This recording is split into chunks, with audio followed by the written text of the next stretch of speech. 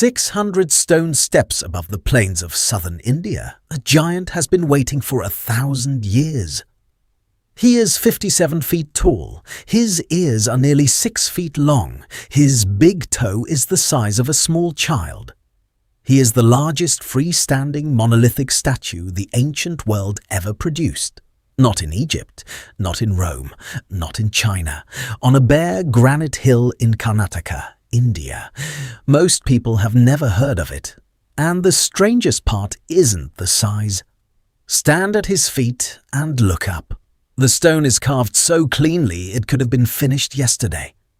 A face so serene, so symmetrical that some now claim 10th century hands could not have made it at all. But they're asking the wrong question. The real mystery of this statue was never how they lifted it onto this mountain. It was never lifted at all. By the end of this video, you'll know who made this giant, how they made it, the claim now spreading that they never could have, and the one question about it that no one in 1,000 years has been able to answer. His name is Gommateshwara. The hill is Vindhyagiri, a bare dome of grey granite rising 438 feet over the town of Shravanabelagola. To reach him, you climb. Every step is cut straight into the rock face. You leave your shoes at the bottom. Pilgrims have made this climb for 1,000 years. At the top, he is waiting, naked, unarmoured, utterly still. His arms hang free of his body, longer than any man's should be. Stone vines coil up his legs and his arms, with carved flowers blooming at his shoulders. At his feet rise granite anthills, serpents sliding out of them. These are not decorations, they are a story. Jain tradition tells it like this.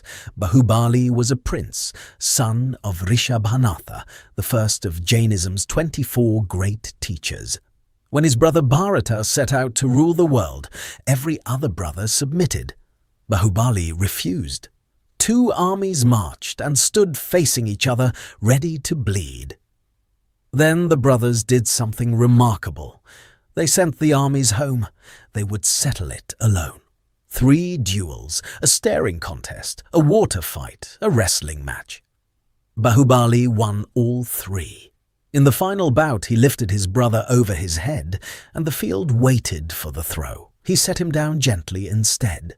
And then, standing there, undefeated, moments from ruling the world, Bahubali stopped. What was a kingdom worth, taken from his brother's hands? He gave it all back. He walked away from the greatest victory of his age, stripped off his royal clothes, and stood motionless in meditation. Tradition says he stood for a full year. Vines grew up his body, anthills rose at his feet, exactly what the statue shows. To Jains of the Digambara tradition, this man became the first soul of our age to reach liberation. The statue is not a monument to a king. It is a monument to a man at the exact moment he let go, of the kingdom, of the victory of everything men spend their lives chasing. So who carves a giant like that? Here is where this story breaks the ancient mystery pattern. We know his name was Chavundaraya. Not a king, a minister and a general, serving King Rachamala, the 4th of the Western Ganga dynasty. Tradition says he built it to fulfill a wish of his mother, Kalala Devi. Around the year 981 on this hilltop, his workers found their canvas already waiting. A single natural tower of granite, a tor standing on the summit. And this is the detail that changes everything. The statue was never quarried, never dragged, never lifted. Not 1 ton of it ever moved. The carvers started at the top of that standing rock and worked down, cutting away everything that was not Bahubali. The mountain did not receive the statue. The mountain became it. If you're wondering whether 10th century India could really do that, look at what surrounds it. 200 years earlier, carvers at Ellora had cut the entire Kailasa temple complex out of a mountainside, top down, from solid basalt. 29 years after Bahubali was finished, Chola engineers raised a granite temple tower 66 meters into the sky. And the steel in their chisels? Southern India made woots, crucible steel so good the rest of the world bought it for centuries to forge Damascus blades. Their metal was not primitive. Neither was their geometry. Indian sculptors worked from written manuals, the Shilpa Shastras, proportion systems that divided a figure into exact units, down to the width of a finger. Scale the grid, and the canon holds at any size. That is how a face stays perfect at 57 feet. At the statue's base, the makers signed their work in 3 languages: Kannada, Tamil, and one of the earliest inscriptions ever found in Marathi.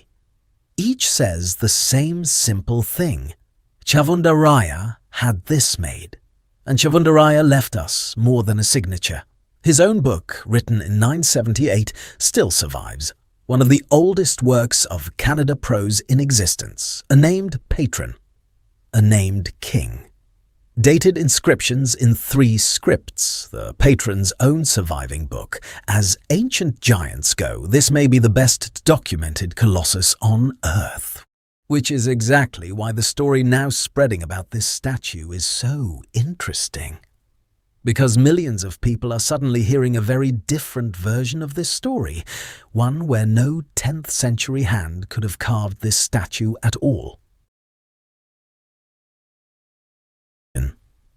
Independent researcher Cassie Coppersmith recently called this statue the most impressive thing she has ever seen with her own eyes. She meant it as a compliment. She also meant it as an accusation. Look at the finish, she argues. The flawless symmetry, the parallel lines cut across the neck, the same marks, she says, you find on colossal statues in Egypt. Then, look at how crude the inscriptions are, scratched beside that perfect surface. Her conclusion? The statue and the signatures don't belong together. That later rulers found a masterpiece they could never have made and simply wrote their names on it. It's a fair observation, and it deserves a fair answer. The inscriptions really are cruder than the statue. Believers see the fingerprint of a lost civilization. Historians see something more ordinary. Dedications were cut by scribes, not master sculptors, and nowhere in India are inscriptions polished like devotional art. They were labels, not artworks. As for those necklines, art historians have a name for them: Trivali, the 3 folds of a great being, prescribed in the same proportion manuals and carved onto Bahubali statues made in 1432 and 1604 as well. The same marks, 5 centuries apart, from carvers we can name. The lines are not in the machine, they are in the manual. But honesty cuts both ways, so here is what nobody knows. Nobody recorded how long the carving took. The 12 years you'll read online is tradition, not record. Nobody knows how many hands worked the stone, and in 1,000 years, no one has ever found the carver's tools. No chisels, no workshop, no debris. The stone kept every secret about the hands that made it, just not about who paid for them or when or why. And the why runs deeper than one minister's devotion. Because this hill was already holy, and the reason reaches back 1,200 years before the statue to the greatest disappearance in Indian history. Around 300 BC, Chandragupta Maurya ruled more of India than any man before him. Founder of India's first great empire. The king who stared down the successors of Alexander the Great, and then, at the height of his power, he vanishes from the record. No final war, no deathbed. History simply loses him. Jain tradition says it knows where he went. It says the emperor gave up his throne, became a monk, and walked south with his teacher Bhadrabahu, ending his days here, on the smaller hill facing the one where the statue now stands. That hill is called Chandragiri to this day, Chandragupta's hill. There is a cave there with carved footprints, venerated for centuries. Tradition says he ended his life in Salakana, a Jain vow taken only when death is already near. A slow, deliberate, peaceful fast, meeting the end with total calm. Can we prove it? No. The oldest inscription telling the story was carved around 600 AD, 900 years after the emperor lived. But serious historians have called the account unproven and plausible because it would explain the one thing the official record cannot: why India's first great emperor simply walks out of history. If it's true, this small town holds two renunciations: a legendary prince who gave up victory, and a real emperor who may have given up the world, 12 centuries apart. So when Chavandaraya chose this hill for his giant, he wasn't picking a canvas, he was finishing a sentence. And here is what separates this from every dead wonder of the ancient world. The statue never became a ruin. It was never lost, never buried, never dug back out of the sand. For 1,000 years, at roughly 12-year intervals, the same ceremony has returned to this hilltop, the Mahamastakabhisheka, the great head anointing. Scaffolding rises behind the giant, then, from above, they pour. Consecrated water from 1,008 vessels, milk, sugarcane juice, saffron paste, sandalwood and turmeric, washing down 57 feet of stone in white and gold. In 2018, millions of pilgrims came, and a helicopter showered the statue with flowers. The first anointing, tradition says, was performed by Chavandaraya himself. It has never stopped. None of it stopped. Karnataka went on carving Bahubali colossi for another 1,000 years. Karakala in 1432. Venur in 1604, Dharmasthala in 1973. Not a lost art, an unbroken one. So the question from the top of this video: who made the giant and how? A minister who signed it, for a king we can name, with steel the world envied and geometry written down in books, carved from a mountain it never left. That part is not a mystery. It's something rarer, a receipt. What no one can tell you is how long it took, how many carvers stood on that scaffold, or what became of their tools. Those answers stayed on the hill. In 2030, the scaffold will rise again. Millions will climb the 600 steps, barefoot, the way pilgrims always have, and the man who won everything and wanted none of it will stand there being washed in milk and saffron, still. Silent, smiling, 1,049 years old. Empires are how civilizations brag. This is something else.